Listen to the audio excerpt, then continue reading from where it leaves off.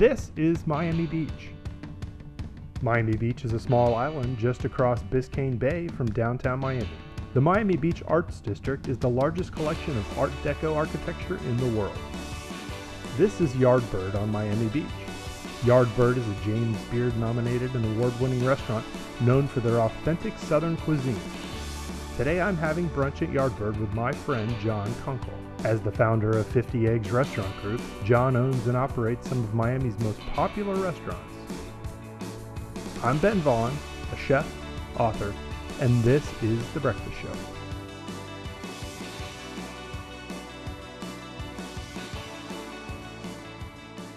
This is the building where Yardbird kind of was birthed. It was, yeah. So this is a 1932 building. And the original ceilings, which, I was in here jackhammering and building my first couple of restaurants literally on my own, running a jackhammer. My brother and I built the first five. Go to the Home Depot and rent one and come back. Yes, I absolutely. We would rent. We rented most of our giant power tools for the day by the hour, whatever it was. And we're in here. I did all my rough plumbing stuff myself and blasting it out. So we found like 3 slabs under here, all that fun stuff that you oh good lord, there's a body buried in there, whatever it is. My lord. But the ceilings are the original ceilings of the building, and they were all painted black. So we brought a sandblaster in here that looks like a giant spacesuit and their hazmat mask. And when the dust settles, we look up, and literally that's the ceiling. Yes, it was total wind. And then I had to go on a 1-month tear to try to convince the fire department that these were completely non-flammable. How does that work? I found a very special sauce to coat the wood with. Our expert witness. Absolutely. Right. It is. Listen, you can hold a flame there for 5 hours and never burst. So nice. Anyways, the building. Our challenge was it's Art Deco historic building, and we're creating a Southern restaurant. So we had to try to make it feel like it had been here. The restaurant had been here as long as the building, and started with something that looked like swine, which was kind of a man cave, dark barbecue place, and realized very quickly that it just did not mesh with the beach and the building, and ended up kind of doing this lighter, brighter, whiter version of the South. Thank you. Well, it kind of ended up, in my mind, kind of looking like Garden Club, where it was just light and bright, and my grandmother's kind of little touches along the way, and so, but again, we keep trying to change that and get better. So.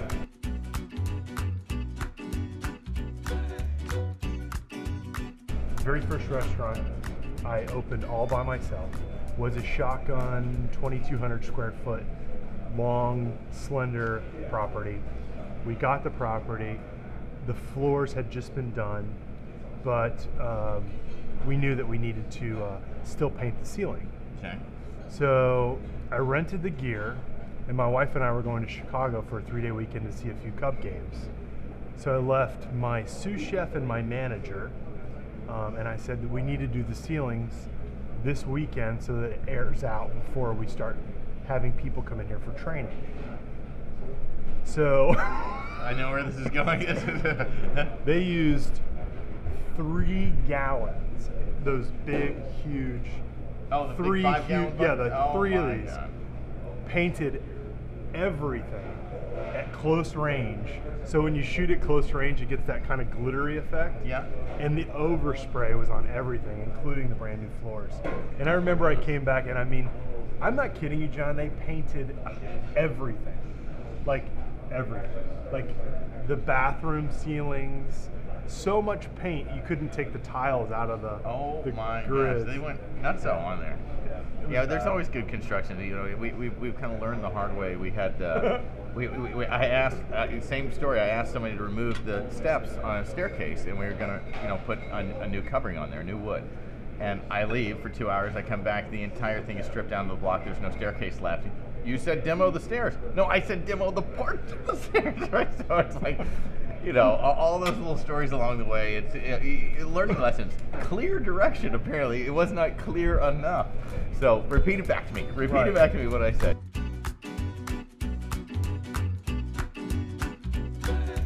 Like, what's the ultimate out night? There's actually a little place called Macaluso's over here. It's a Staten Island guy. Came down to Miami almost 17 years ago, 20 years ago, something like that. Cooking his grandmother's recipes. Completely approachable, delicious. He's behind the line every night.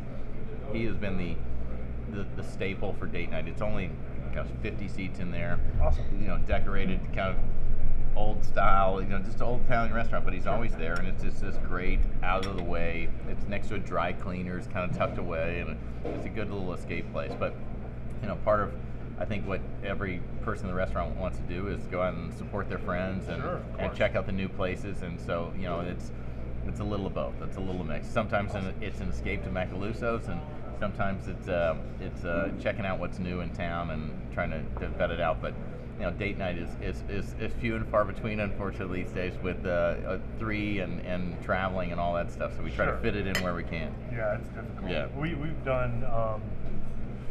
We've kind of embraced the idea.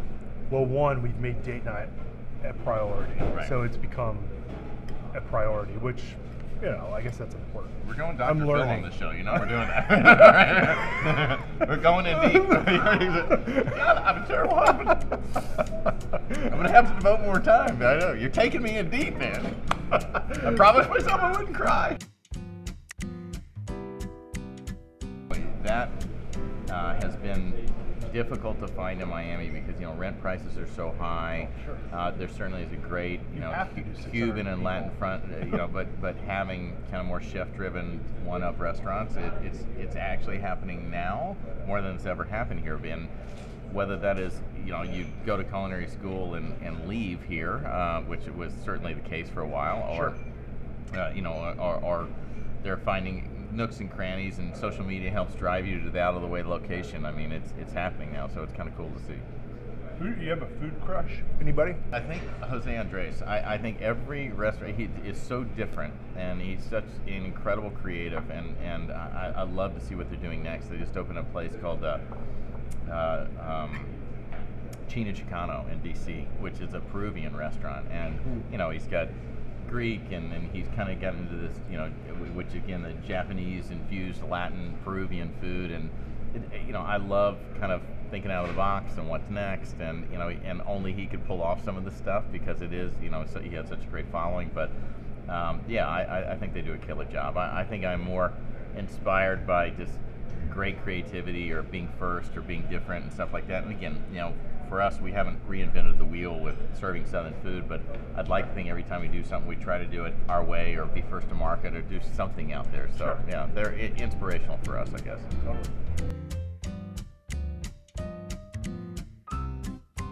The theory behind breakfast for me is that you can really up at breakfast because you've got a whole day to earn it, right? Well, that everybody knows it so well, right? It's like, I know how to make eggs, and these aren't eggs, right? It's there's a huge clarity of reference point on everything here, right?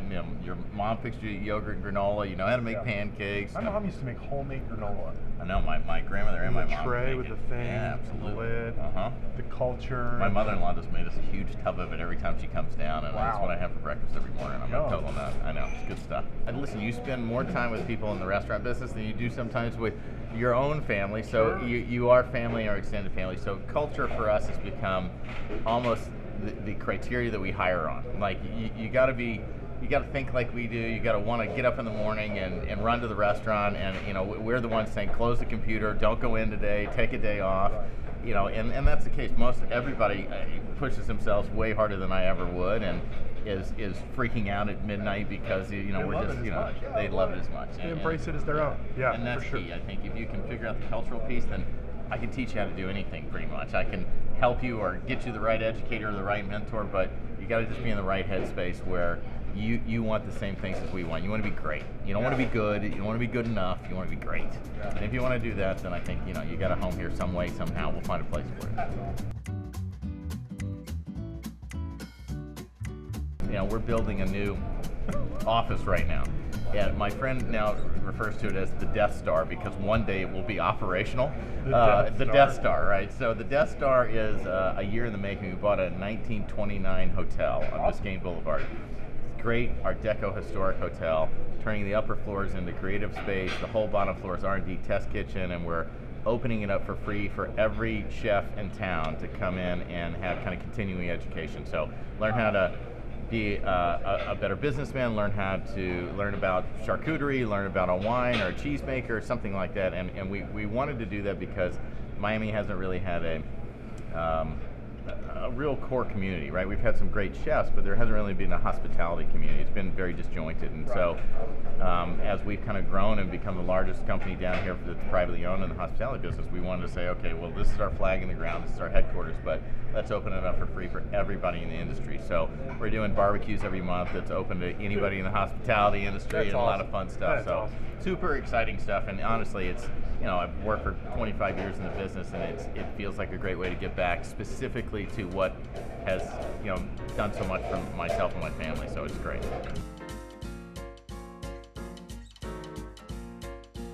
So what's the party tonight? Where are we going to go? I don't know. There's a lot going on. This festival has gotten bigger and bigger every year. Southern Wine Spirits, Lee Schrager, it's just like it's blown up from the first year it's come here. So I think there's a fun thing over the Thompson tonight. There's dinners here, Yardbird. We'll find each other. We'll have a drink. Make the news, like pick a fight with Bobby Flay or something like that. Listen, I'm always down for picking a fight. It just costs me more money these days, right? Exactly. I think he might be up for it too. He's a little scrappy. He's a little scrappy. He stays in shape. Absolutely. Listen, we'll just, we'll pick on his wife was trained for NCIS or something. Exactly. She can, do the crime scene or something when we're done. No, it should be a good eclectic group of people. By about 12 o'clock at night, you're kind of looking at chefs, just going, you should not be out in public right now. Exactly. Right. So that's why they said no cameras on the door. Probably.